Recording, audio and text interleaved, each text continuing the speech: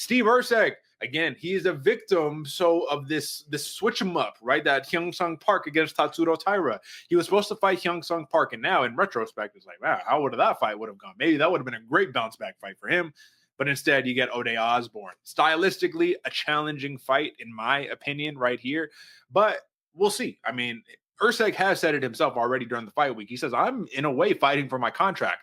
I have to go from fighting against the best in the division to beating the best in the division.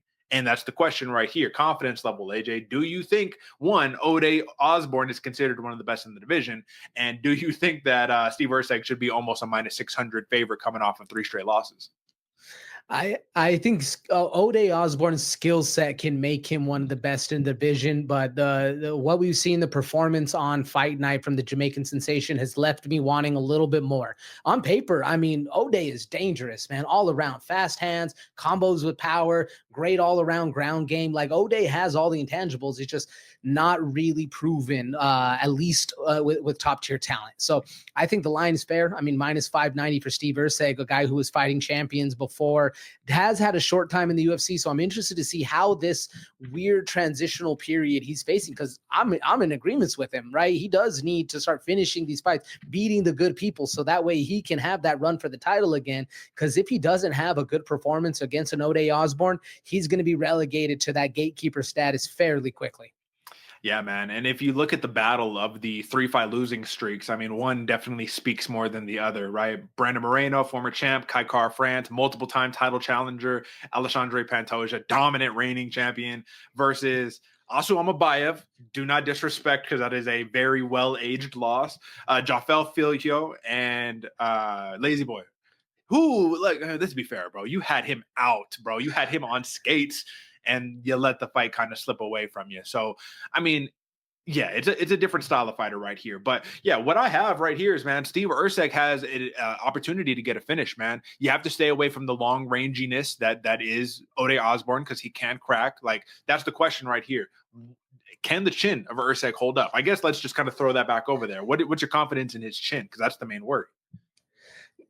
I'm confident, Derek. I'm confident, especially even with the last fight, right? We saw him get overwhelmed with pressure and power.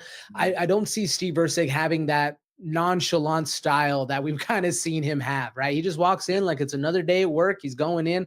I do expect him to fight with a little bit more urgency and a little bit more care and tact in this fight, because he knows how much is actually on the line.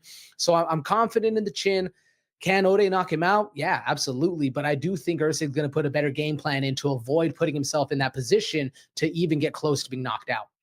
You know, I want to agree with you, but part of Erceg's style, man, since the eternal MMA days back on the regionals, is that flowy. I just move out of range. Instead of having the high guard, I just move out of range. And I think against Ode Osbourne specifically, that's very dangerous, because you know who else did that? Lazy Boy, Ronaldo Rodriguez, and he got cracked doing that stuff, man.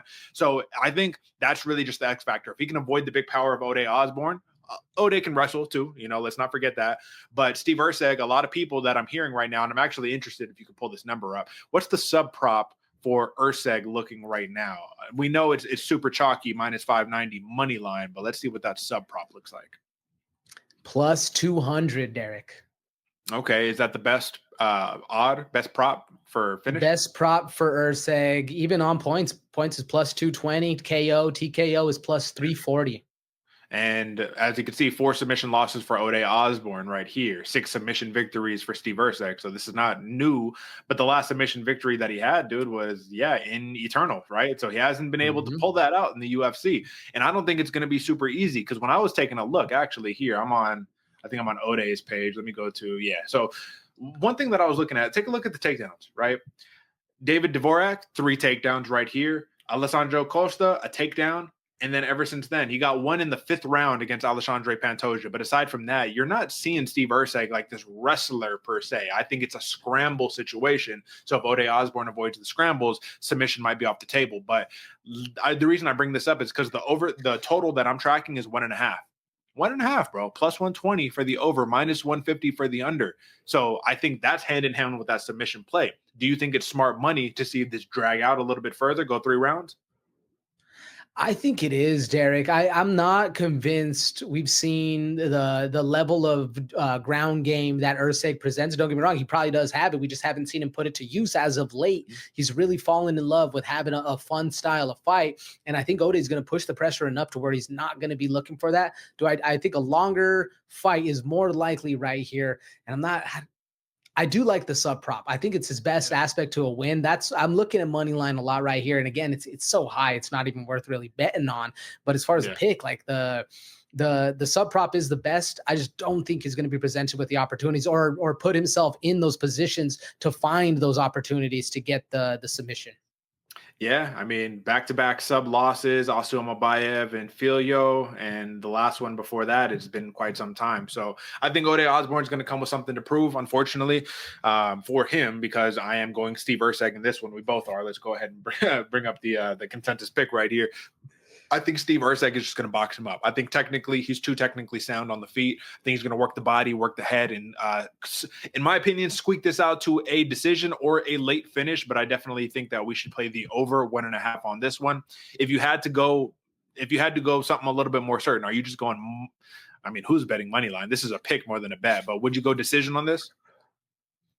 Yeah, I'd go decision on this. And what sucks is I was thinking about this earlier. Like Erceg needs a finish, right? He even said himself, "I need to be beating the people." Well, you need to be beating the best people. You need to be finishing the middle of the pack. And when you need something so much, you're focused so much on it. Usually, it doesn't really happen, especially in these fights. So I like decision.